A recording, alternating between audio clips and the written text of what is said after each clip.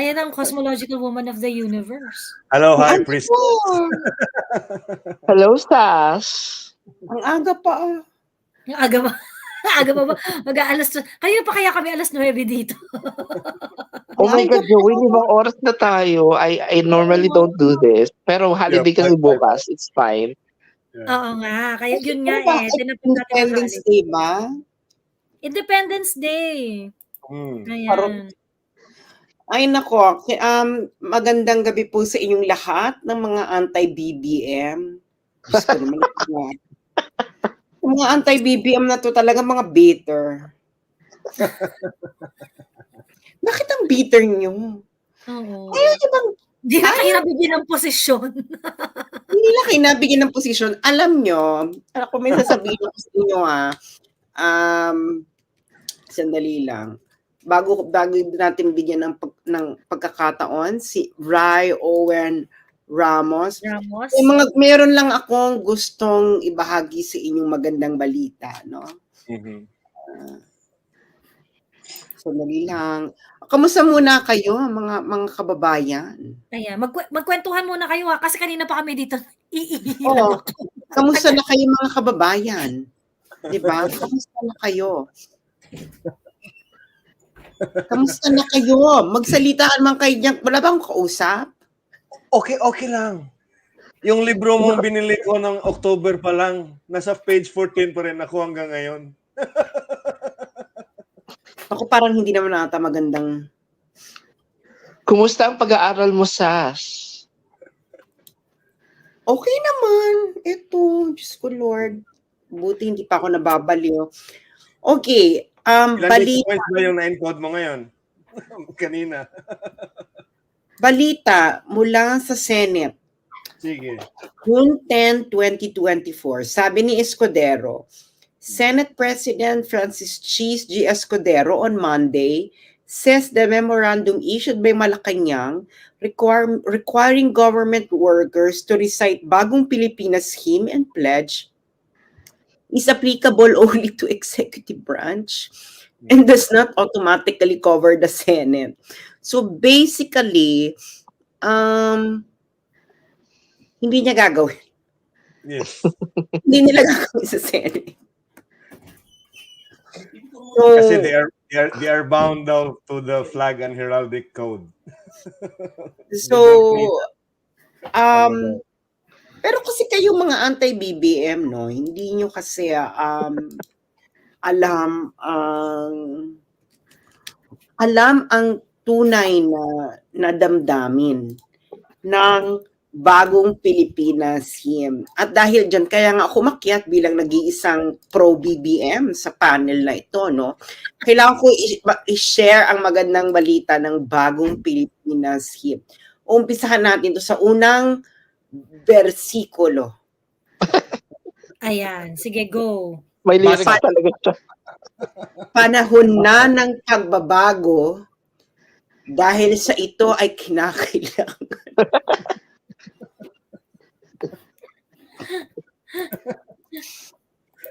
Ito, mas maganda tong quote na to, no? Mas maganda ang quote na ito. Asan na ba yung magandang quote dito? Okay. Panahon na ng pagbabago at iayos sa ang mga dapat ayusin.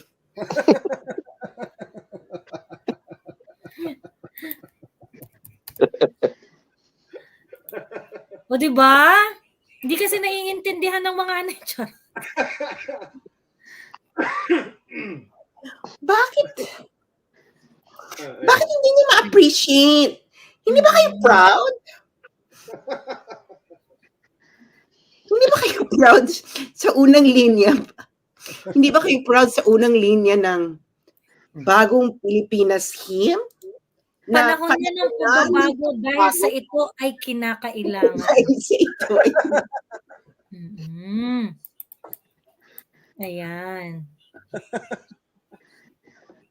Tayo ay magtulong-tulong na paunlarin ang mahal nating bayan. Di ba yan Parang yan eh. Parang, ang tawag dyan, para sa mga bata na English, yung parang nursery rhyme. Nursery rhyme. Hindi, Parang ano, kanta ni, actually parang siyang kanta ni Mama Lenny. oy, magaganda. Oy, in fairness kay Mama Lenia, ang magagaling ang mga composers ng mga Ay, kanta. oo, magaganda yung Magaling, ano. magaling.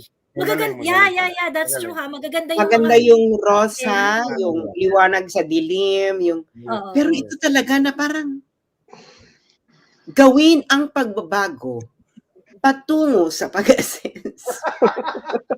di ba? Ano yan? PhilHealth?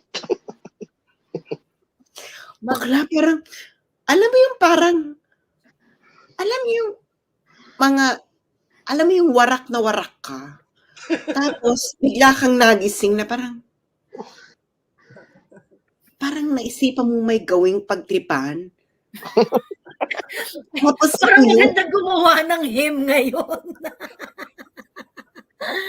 Parang maganda gumawa ng hymn ngayon. Solid! Jet! Di ba? kaya nga, alam mo yung bigla na lang may nag-issue ng memorandum na parang, ha? Alam mo yung parang, ang dami mong pwedeng gawa ng memorandum na ikaayos ng bansa. Ito talaga yung ginawa mong memorandum, no? Mula, Ito yung malupit to, panahon na ng pagbabago, tangkilikin natin ang sariling atin. Ano koneksyon? Panahon na ng pagbabago, tangkilikin natin ang sariling atin. At tama lang na ugaliin kaysa sa iba sa atin ang unahin. putang ina, alam mo yung pilit-pilit mag-rhyme? Kasi, Oo. alam mo, ito yung mga hindi marunong mag-Tagalog. Tapos, Joey, alam nyo yan. Alam nyo yan, nung tayo ay noong dekada 90, hindi po pwede ang ganyang rhyme.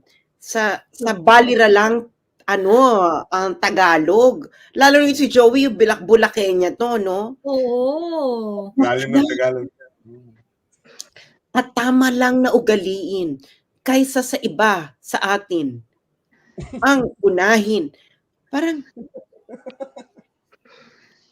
At tama Parang lang ugaliin kaysa sa iba sa atin ang kaysa sa iba sa atin ang unahin. ibig sabihin kaysa iba. Kaysa foreigner ang unahin. Foreigner ang Pero unahin. Kaysa sa iba sa atin. pilit nga ito sa Tagalog. Wala Kasi na nga, yung atin. Kaysa sa iba ang unahin. kasi nga, kailangan, kasi ito hindi ito dumaan sa editing. Katulad nung Love the Philippines video, hindi naman. Hindi naman sa Wala quality nang control. Ito, yung mga taga Forbes Park mga taga Forbes Park na nakikinig. At yung hindi rin nakikinig na taga Forbes Park, pero I'm pretty sure nakikinig sila sa atin. At yung mga adik-adik, no? Adik-adik. Huwag na tayo magbulahan. Kakantahin niyo. Nagandahan kayo. Alam mo yun na, parang huwag tayo magplastikan. Alam natin ang tsaka. Yung alam mo, yung unang-una pa lang, yung hymn, fail. Yung gusto nung hymn, actually, maganda yung message na you would like to strive for excellence, ganyan. Pero bakla, yung kanta pa lang, mediocre. Paano to? How would you be inspired to pursue excellence when the lyrics of the song is so mediocre? Paano ka mai-inspire kung yung entrada ng kanta, panahon na ng pagbabago dahil ito ay kinakailangan.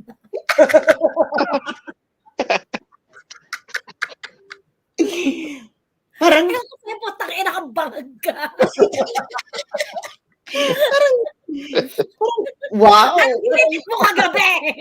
Hindi, parang, di ba, parang, wow! Parang, ang talihaga nun, Parang, Joey, magbago ka na kasi ito'y kinakailangan mo. Hoy, magbago na kayong lahat dahil ito ang kinakailangan. Parang, diba? Just me, ayan. Parang, okay, ano bang ibang kinakailangan maliban sa pagbabago?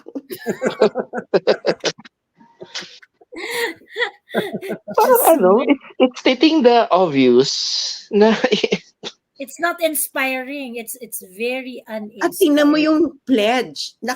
Ayan ang pledge yun. Ano nga yun ay ulit, ang Joy? haba ng pledge siya, in fairness. Haba? Oo. Bakla, sabi ko, anong pledge to? Alam mo yung parang, anong point? Buti sana kung yung mga pledge nagkakatotoo, hindi naman, di ba?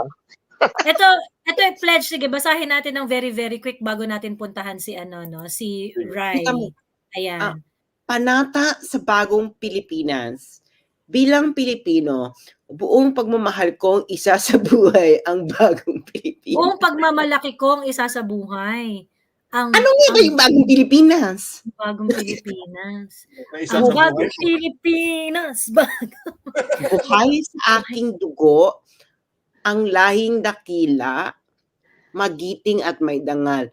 Palaging dadalhin sa puso, isip at diwa ang aking pagmamahal sa kultura at bayang sinilangan. Kaisa ng bawat mamamayan, iaalay ko ang aking talino at kasanayan sa pagpapaunlad ng aking bayan. Taglay ang galing na naayon sa mga pandaigdigang pamantayan. Wow. Magiging instrumento ako sa pagsulong ng kagalingan. ng Karunungan. Ba't karunungan. nag-iiba yung tono, Sas, pag ikaw nagbibigkas? At kapayapaan. Hindi, parang inaano ko, buong pagmamalaki ko, isa sa buhay ang bagong Pilipinas.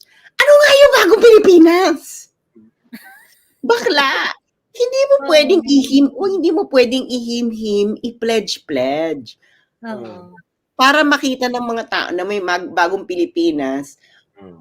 adik ka, ginamit mo sana yung mandate mo para wasakin ang mga istruktura sa lipunan na nagpapahirap sa mga Pilipino. Ginawa mo Yo. sana is walang mabibingbing infrastructure project. Gusto ko matapos ang ganitong panahon. Kaya mo naman eh, kasi may ang ganda-ganda ng mandate mo eh. Mm. Eh, wala kang nagawa. Becky ka, ang nagawa mo, parang ito na ata magiging achievement mo, yung sapilitan mong pakakantay ng mga tao na. True. Diyos me. Diyos ko. Parang magkaliwanagan tayo, kakantayin nyo, mga nasa Forbes Park. Ako pag kinantayan at nanumpa dyan si Ayala, si Aboiti, si Enrique Razon, pag pinangunahan yan ni Enrique Razon na i-memorize yan, kantahin yan araw-araw sa kanyang opisina, pati ng mga Ayala, pati ng Aboitis, ni Villar, sino pa mga millionaire-billionaire natin? Oo. Yung mga siblings. Ni Lopez, Ni ni Lopez. Steve, na mga Lopezes, nila, sino pa mga mayayaman, mga mayayaman sa Pilipinas. Pag araw-araw yung kinanta sa opisina ng mga bilyonaryo sa Pilipinas, kakantahin natin.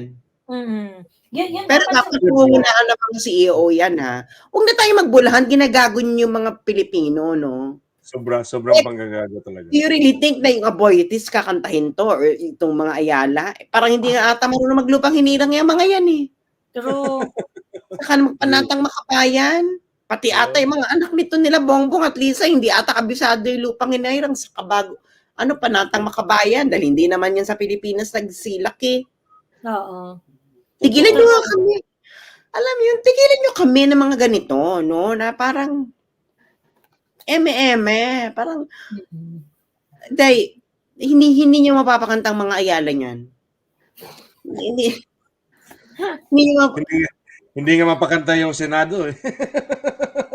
hindi nyo mapapakanta sa mga MVP tapos yung mga mahihirap pakantahin ninyo niyan. Gaguhan.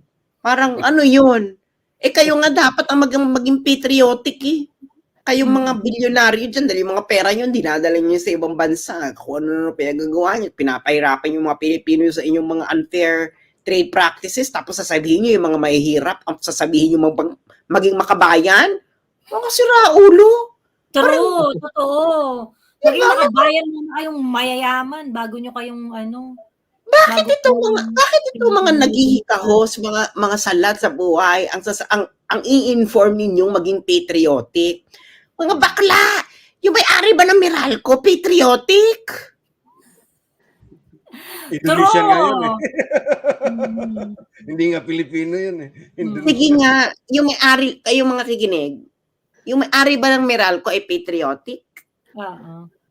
Oh, yung may-ari ba ng, may-ari ba, Ito, para maging patriotic ang Meralco, nire-recover ba ni Meralco ang kita na naaayon lamang doon sa margin na allow siyang i-recover at hindi siya nag-over Charge. recover ng cost plus allowable profit niya.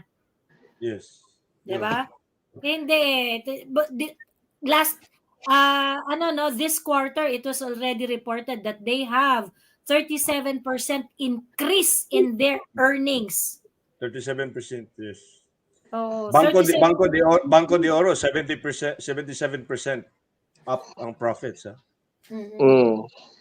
So, no? GCash is making a Definitely win. hindi. Oo, ayan. Oh. Pero